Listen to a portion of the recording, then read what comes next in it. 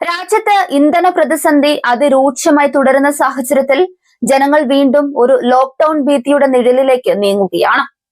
നിലവിലെ സാഹചര്യങ്ങൾ വിലയിരുത്തുമ്പോൾ രാജ്യം മറ്റൊരു അടച്ചുപൂട്ടലിലേക്ക് പോകുമോ എന്ന ആശങ്കയ്ക്ക് അടിവരയിടുന്ന നിർദ്ദേശങ്ങളാണ് പ്രധാനമന്ത്രിയുടെ ഓഫീസിൽ നിന്നും തുടർച്ചയായി പുറത്തുവരുന്നത്. പശ്ചിമേഷ്യൻ സംഘർഷങ്ങൾ ആഗോളതലത്തിൽ എണ്ണ വിപണിയെ തകിടം മറിച്ചപ്പോൾ ഇന്ത്യയിൽ അതിന്റെ പ്രത്യാഘാതങ്ങൾ സാധാരണക്കാരന്റെ ദൈനംദിന ജീവിതത്തെ ബാധിക്കുന്ന തരത്തിലേക്ക് വളർന്നിരിക്കുന്നു. ഊർജ്ജോപഭോഗം കുറയ്ക്കുന്നതിന്റെ ഭാഗമായി വർക്ക് ഫ്രം ഹോം സംവിധാനത്തിലേക്ക് മാറാൻ പ്രധാനമന്ത്രി നേരത്തെ ആഹ്വാനം ചെയ്തിരുന്നുവെങ്കിലും ഏറ്റവും ഒടുവിലായി സ്കൂളുകളിൽ ഓൺലൈൻ ക്ലാസുകൾ പുനരാരംഭിക്കാൻ നൽകിയ നിർദ്ദേശം ജനങ്ങൾക്കിടയിൽ വലിയ തോതിലുള്ള പരിഭ്രാന്തിയാണ് ഉണ്ടാക്കിയിരിക്കുന്നത്. വിദ്യാഭ്യാസ മന്ത്രാലയം ഈ നിർദ്ദേശം ഗൗരവമായി പരിശോധിച്ച് വരികയാണെന്ന റിപ്പോർട്ടുകൾ പുറത്തുവന്നതോടെ വരും ദിവസങ്ങളിൽ ഘട്ടം ഘട്ടമായ നിയന്ത്രണങ്ങൾ രാജ്യത്ത് ഏർപ്പെടുത്തുമെന്ന് ഏതാണ്ട് ഉറപ്പായി കഴിഞ്ഞു. ഈ ഊർജ്ജ പ്രതിസന്ധി കേവലം യാത്രാ സൗകര്യങ്ങളെ മാത്രമല്ല, രാജ്യത്തിന്റെ സാമ്പത്തിക ഭദ്രതയെയും കാര്യമായി ബാധിച്ചിട്ടുണ്ട്.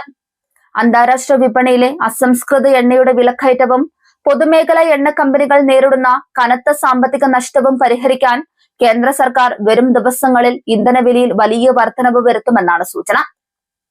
പെട്രോളിനും ഡീസലിനും ലിറ്ററിന് 5 രൂപ വരെ വർദ്ധിച്ചേക്കാമെന്ന വിവരങ്ങൾ പുറത്തുവരുന്നത് സാധാരണക്കാരന്റെ കുടുംബ ബജറ്റിനെ താളം തെറ്റിക്കുമെന്ന് ഉറപ്പാണ്. ഇറക്കുമതിയെ അമിതമായി ആശ്രയിക്കുന്ന ഇന്ത്യയെ പോലൊരു രാജ്യം ആഗോള പ്രതിസന്ധികൾ മുൻകൂട്ടി കണ്ട് മതിയായ മുൻകരുതലുകൾ എടുക്കുന്നതിൽ പരാജയപ്പെട്ടുവെന്ന വിമർശനം ഇതിനോടകം തന്നെ ശക്തമായിട്ടുണ്ട്. മോദി സർക്കാർ വേണ്ടത്ര തയ്യാറെടുപ്പുകൾ നടത്താത്തതാണ് രാജ്യം ഇപ്പോൾ അനുഭവിക്കുന്ന ഈ അനിശ്ചിതാവസ്ഥയ്ക്ക് കാരണമെന്നാണ് സാമ്പത്തിക വിദഗ്ധരും രാഷ്ട്രീയ നിരീക്ഷകരും ചൂണ്ടിക്കാട്ടുന്നത്. ഇന്ധന പ്രതിസന്ധിയും വിലക്കയറ്റവും ഉണ്ടാക്കിയ അസ്വസ്ഥതകൾക്കിടയിൽ രാജ്യത്തിന്റെ വിവിധ ഭാഗങ്ങളിൽ പ്രതിഷേധങ്ങളും പുകയുന്നുണ്ട്. അടിസ്ഥാന ആവശ്യങ്ങൾ നടപ്പിലാക്കണമെന്നാവശ്യപ്പെട്ട് മഹാരാഷ്ട്രയിലെ പാൽഗറിൽ കർഷകർ നടത്തിയ പ്രതിഷേധ മാർച്ച് സർക്കാരിനെതിരെയുള്ള ജനരോഷത്തിന്റെ ഒടുവിലത്തെ ഉദാഹരണമാണ്. കാർഷിക മേഖലയെയും വ്യാവസായിക ഉൽപാദനത്തെയും ഒരുപോലെ തളർത്തുന്ന ഈ ഊർജ്ജ ദൗർലഭ്യം വിപണിയിൽ നിത്യോപയോഗ സാധനങ്ങളുടെ വില കുതിച്ചുയരാൻ കാരണമാകും.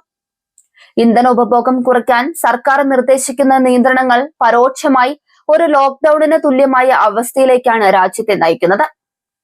സ്കൂളുകൾ അടയ്ക്കുകയും ഓഫീസുകൾ വീട്ടിലേക്ക് മാറുകയും ചെയ്യുന്നതോടെ രാജ്യം നിശ്ചലമാകുന്ന സാഹചര്യമുണ്ടായാൽ അത് കോവിഡിന് ശേഷമുള്ള ഇന്ത്യയുടെ സാമ്പത്തിക തിരിച്ചുവരവിനെ സാരമായി ബാധിക്കും. നിലവിലെ പശ്ചിമേഷ്യൻ രാഷ്ട്രീയ സാഹചര്യങ്ങൾ കൂടി കണക്കിലെടുക്കുമ്പോൾ ഈ പ്രതിസന്ധി ഉടനെങ്ങും അവസാനിക്കില്ലെന്ന സൂചനകളാണ് കേന്ദ്രത്തിന്റെ നീക്കങ്ങളിൽ നിന്ന് വായിച്ചെടുക്കാൻ കഴിയുന്നത്.